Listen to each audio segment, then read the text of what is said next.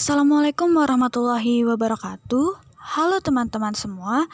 Di sini kami ingin memaparkan tentang survei. Mari disimak videonya bersama-sama ya. Pengertian penelitian survei.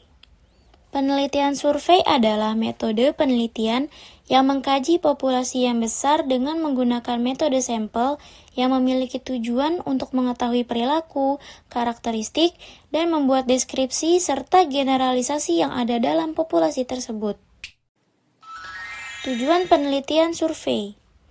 Menurut Suhartono tahun 2000, tujuan survei diklasifikasikan menjadi dua tujuan. Pertama, bertujuan untuk memberikan gambaran atau penjelasan tentang sesuatu dan bertujuan untuk melakukan analisis. Yang kedua, survei dapat dilakukan dengan tujuan semata-mata untuk memberikan gambaran tentang sesuatu. Selanjutnya adalah langkah-langkah dalam penelitian survei. Yang pertama, merumuskan masalah penelitian dan menentukan tujuan survei. Lalu yang kedua, menentukan konsep dan hipotesa serta menggali kepustakaan. Yang ketiga, pengambilan populasi dan sampel. Yang keempat, pembuatan kuesioner dan instrumen-instrumen lainnya. Lalu yang kelima, melakukan pekerjaan lapangan, termasuk memilih dan melatih pewawancara. Dan yang keenam, melakukan pengolahan data. Lalu yang ketujuh, melakukan analisis dan membuat laporan. Berikutnya adalah sampling dalam penelitian survei.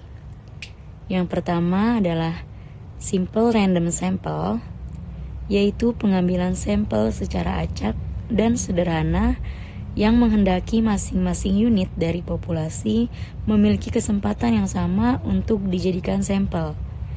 Salah satu cara dari teknik ini adalah dengan mengambil bola undian secara acak yang sudah diberikan nomor.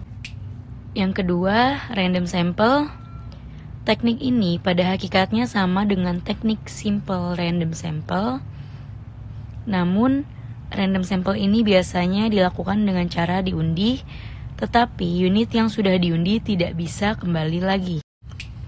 Yang ketiga, systematic sample. Sistematik sampel ini dilakukan dengan cara membagi jumlah atau anggota populasi dengan perkiraan jumlah sampel yang diinginkan. Lalu yang keempat adalah stratified sampling. Teknik sampling ini dilakukan dengan cara mengidentifikasi karakteristik umum dari anggota populasi. Kemudian menemukan strata atau lapisan dari jenis karakteristik unit-unit tersebut. Penentuan strata ini dapat didasarkan bermacam-macam, misalnya jenis kelamin, tingkatan sosial ekonomi pasien, tingkat keparahan penyakit, dan lain sebagainya. Lalu yang kelima adalah convenient sampling. Teknik sampling ini memilih sampel yang aksesibilitasnya kepada peneliti cukup dekat, sehingga teknik ini cukup subjektif. Peneliti hanya akan mengajukan pertanyaan survei ini kepada orang-orang terdekatnya seperti teman, kerabat, keluarga maupun kolega. Yang keenam, cluster sampling. Pada teknik ini, sampel bukan terdiri dari unit individu, tetapi terdiri dari kelompok atau gugusan. Gugusan atau kelompok yang diambil sebagai sampel ini terdiri dari unit geografis, misalnya desa, kecamatan, kabupaten, dan lain sebagainya, dan unit organisasi, misalnya PKK, LKMD, dan lain sebagainya. Yang ketujuh adalah multi-stage sampling. Pengambilan sampel dengan teknik ini dilakukan berdasarkan tingkat wilayah secara bertahap. Hal ini memungkinkan untuk dilaksanakan bila populasi terdiri dari bermacam-macam tingkat wilayah. Lalu yang kedelapan adalah probability proportional size atau yang disingkat PPS sampling. PPS sampling ini adalah suatu prosedur penarikan sampel yang dimana peluang terpilihnya suatu unit sampel sebanding dengan ukuran. Nah, ukuran yang dimaksud di sini itu adalah informasi tambahan yang dipertimbangkan sebagai dasar penarikan sampel dan memiliki korelasi yang erat dengan variabel-variabel yang akan diteliti. Metode penelitian survei. Menurut Widodo ada dua, yaitu cross-sectional dan longitudinal. Cross-sectional cocok untuk penelitian yang tujuannya bersifat deskriptif dan prediktif.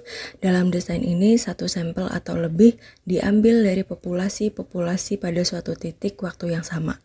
Sedangkan longitudinal, responden-responden yang sama disurvei dari waktu ke waktu untuk menelaah perubahan-perubahan pada mereka secara individual. Metode pengumpulan data. Menurut Jogianto ada 3, yaitu mail survey, personal interviews, dan internet interviews. Yang pertama ada mail survey, yaitu metode pengumpulan data dengan mengirimkan kuesioner kepada responden melalui email. Yang kedua ada personal interviews, yaitu wawancara secara langsung menggunakan pedoman wawancara yang telah dibuat sebelumnya. Yang terakhir ada internet interviews, biasanya kuesioner berbentuk link form yang mampu diakses oleh siapa saja. Instrumen survei online yang bisa digunakan adalah Google Forms, typefrom.com, Monkey Survey, dan sebagainya. Selanjutnya, instrumen penelitian survei. Pertama, kuesioner. 2, mengonstruksi kuesioner. 3, langkah-langkah mempersiapkan responden. 4, jenis kuesioner. 5, skala. Dan 6, alat tes. Sekian video pemaparan dari kami. Sampai jumpa dan terima kasih. Wassalamualaikum warahmatullahi wabarakatuh.